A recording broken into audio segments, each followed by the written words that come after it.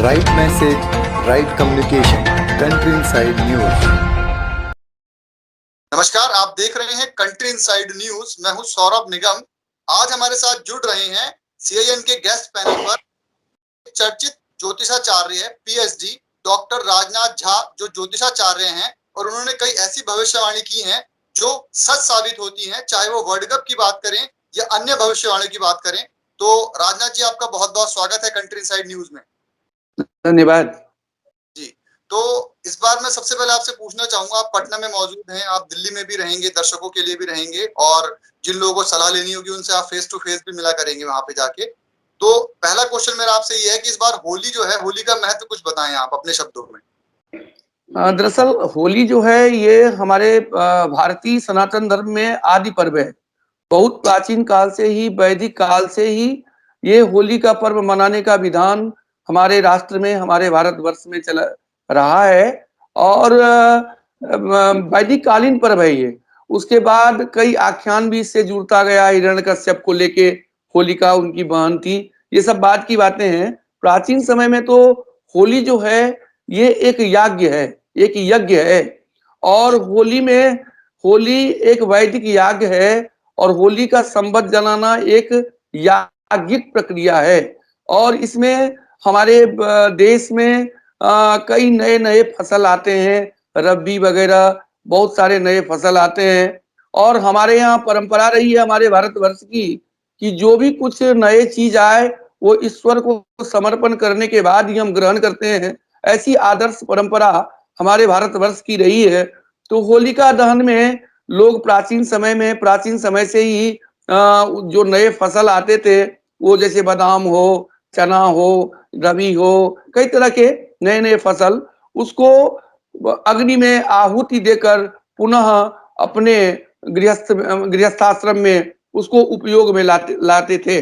और ये परंपरा बहुत प्राचीन काल से, बहुत ही वैदिक काल से कहिए तो चली आ रही है हमारे देश में। और उसमें फिर कई तरह के जो जो समय आया, त्रेता आया, द्वापर आया, सतयुग आया, जो भी युग आया उस युग में जो उसमें विशेषताएं हुई वो इससे जुड़ता चला गया, राम के साथ जुड़ता चला गया, हिरण्यकश्यप होलिका के साथ कथाएं जुड़ती चली गई, उसके बाद कृष्ण के साथ कथाएं जुड़ती चली गई। और ये आदि पर्व है और बहुत ही यज्ञ पर्व है। पर्व है।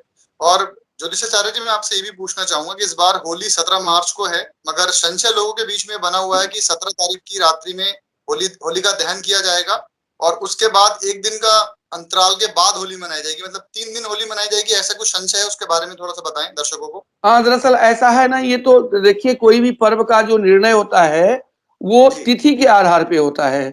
और हमारे धर्मशास्त्र तिथि का आनयन ज्योतिष शास्त्र से होता है, गणित का आनयन, तथा उसमें फिर धर्मशास्त्री जो निर्णय है उससे हम पर्व निर्धारण करते हैं। तो इस वर्ष जो है वो 17 तारीख को रात्रिकालीन पूर्णिमा रहेगी। और जिस दिन रात्रिकालीन पूर्णिमा होती है उसी दिन जो है होलिका दहन होता है। और होलिका दहन में माना गया है, कहा गया है शास्त्रों में, धर्मशास्त्रों में कि भद्रायाम द्वेन कर्तव्ये श्रावणी फाल्गुनी तथा श्रावणी नृपतिर्हंति ग्रामम दहति फाल्गुनी। भद्रा में 2 काम नहीं करना चाहिए, एक होलिका दहन और एक रक्षाबंधन। अगर आप भद्रा में करते हैं तो श्रावणी नृपतिर्हंति, श्रावणी कहलाता है रक्षाबंधन। रक्षाबंधन अगर आप करते हैं तो राजा को हानि होती है। और होलिका दहन अगर आप करते हैं तो ग्रामम दहति, गांव गांव जलता है, अग्नि भय होता है, अग्नि का भय होता है। तो भद्रा होने के कारण पूर्णिमा में होलिका दहन की जाती है, पूर्णिमा तिथि में, और रात्रि बेला में होती है। तो वो 17 तारीख को हो रही है और 17 तारीख को रात्रि 1 बजे के बाद, 1:09 के बाद होलिका दहन का शुभ मुहूर्त है। परंतु अगले दिन जो है 18 तारीख को तो प्रतिपदा में होली का खेल होता है, प्रतिपदा तिथि में। तो प्रातःकालीन जो उदयगामिनी तिथि होगी 18 तारीख को, वो पूर्णिमा होगी। तो पूर्णिमा में होली का खेल नहीं होता, चैत प्रतिपदा को होली का खेल होता है। तो उस दिन 18 तारीख को अपने कुल देवता को, अपने देवता को लोग सिंदूर अर्पण करेंगे, रंग अर्पण करेंगे। उनके निमित्त जो है भोग प्रसाद आदि जो अर्पण करते हैं वो चढ़ाएंगे। और गंगा स्नान उस दिन पूर्णिमा का गंगा स्नान का बहुत विशेष महत्व होता है। गंगा स्नान या तीर्थ जल से स्नान या पवित्र जल से स्नान, जो जहाँ रहेंगे पवित्र स्नान दान करेंगे। साथ ही 19 तारीख को सुबह से ही होली का खेल होगा, होली मिलन होगा। होली जो एक प्रेम, सौहार्द और हमारे देश में मिलाप का एक पर्व है। सो हम एक दूसरे को सभी चीजों को भूल करके इंसान से जो इंसानियत का एक पर्व है, बहुत विशिष्ट पर्व है, तो इंसान से प्रेम पूर्वक मिलता है, वो पर्व 19 तारीख को मनाया जाएगा। आम शब्दों में अगर माना जाए तो इस बार 17 तारीख की रात्रि में होली का दहन होगा दर्शकों के लिए, और उसको होली जो खेलते हैं, रंग जो चलता है, इसको रंग खेलना बोलते हैं, रंग लगाना बोलते हैं, वो आपका 19 तारीख को होगा सुबह से। बिल्कुल बिल्कुल जी।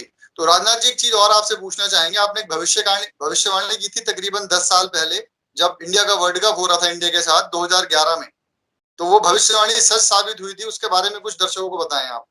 हाँ, ये 2011 की बात है। मौर्य टीवी यहाँ पटना में था, और उसमें मेरा 2 कार्यक्रम हुआ था सेमीफाइनल के दिन, और फाइनल के दिन हम लोग 1 बजे में लाइव थे और 2 बजे से मैच आरंभ हुआ था। और उसमें वो ऑन रिकॉर्ड है प्रोग्राम। तो उसमें हमने क्या कहे कि ज्योतिष एक विज्ञान है जिसमें हमारे ऋषियों का चिंतन है, और उसी चिंतन के आधार पे हम लोग चलते हैं। हमारे पास तो कोई तरह का क्या कहे आधुनिक संसाधन तो होती नहीं है।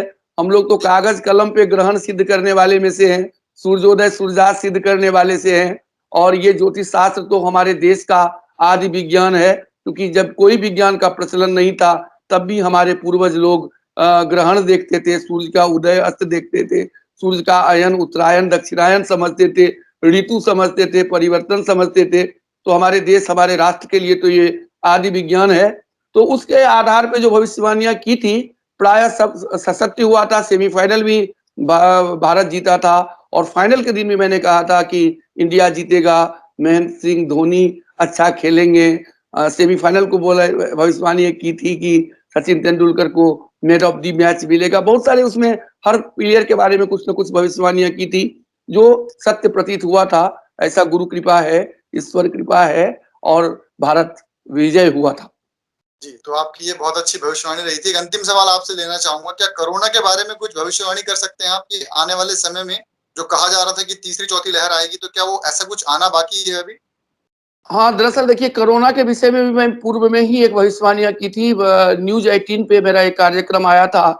26 दिसंबर 2019 को ग्रहण लगा था, और उसमें मैं लाइव कार्यक्रम में था, और मैंने भविष्यवाणियां की थी कि इस बार जो ग्रहण लग रहा है ना, ये 26 तारीख को ग्रहण लगा था दिसंबर में, और ये ग्रहण जो है ये शुभ नहीं है।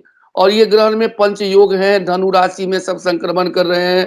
तो ऐसा योग दिखता है कि यहाँ पर गुरु और सूर्य का कुछ ऐसा युति हुआ था, जिससे भविष्यवाणियां की थी कि आगे आने वाले समयों में गुरु क्षेत्र गतो भानु, भानु क्षेत्र गतो गुरु, गुरुवादित्यस्य विज्ञेयो गरिता सर्वकर्मसु। ऐसा योग बन रहा है कि गर्हिता सर्वकर्मसु, सारे काम गर्हित हो जाएंगे, रुक जाएंगे, और एक भी कार्य नहीं चलेगा। तो कुछ हास्य लोग इस पे हास्य भी लिए थे। जब फिर मार्च के बाद देखा गया कि भारत का लॉकडाउन हो गया, तो मुझे लगा कि नहीं, ये ग्रह गणित जो है, हमारे ऋषियों का चिंतन जो है, वो आज भी सत्य प्रतीत तो होती ही है। तो लेकिन कुछ लोगों का ऐसा रहता है कि वो विज्ञानवादी भौतिकवादिता में है, तो खैर वो भी अपने जगह सही है, लेकिन हमारे प्राचीन विज्ञान भी बिल्कुल सत्य है, जिसका मैं कई उदाहरण ऐसा प्रतीत है जो मेरे पास ऑन रिकॉर्ड भी है, मैं दे भी सकता हूँ। तो कोरोना हुआ था, उसके बाद भी कई भविष्यवाणियां मैंने करता रहा फेसबुक लाइव आकर के अपने पेज पे भी, जो सब सत्य प्रतीत होती रही। तो अब क्रमशः ग्रह स्थिति ऐसी है कि ग्रह योग ऐसा दिख रहा है कि अब अनुकूलता ही रहेगी, और संक्रामक बीमारियों में कमी ही रहेगी। वो जो एक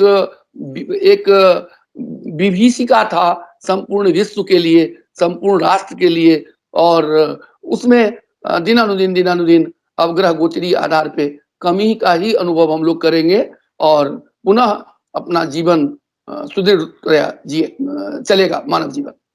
जी, तो राजनाथ जी, आपका कंट्री इनसाइड के साथ बात करने के लिए बहुत बहुत धन्यवाद। और दर्शकों, राजनाथ जी जो ज्योतिषाचार्य हैं, इन्होंने बहुत सारी ऐसी भविष्यवाणी की है जो सच भी हुई हैं, और उन्होंने होली के ऊपर भी ये कहा है कि होली कैसे मनानी चाहिए और कौन से शुभ काल में रंग खेलना चाहिए। आशा है कि दर्शकों के लिए भी ये जानकारी बहुत काम आएगी। धन्यवाद पंडित जी, बहुत बहुत आपका। बहुत बहुत धन्यवाद। नमस्कार।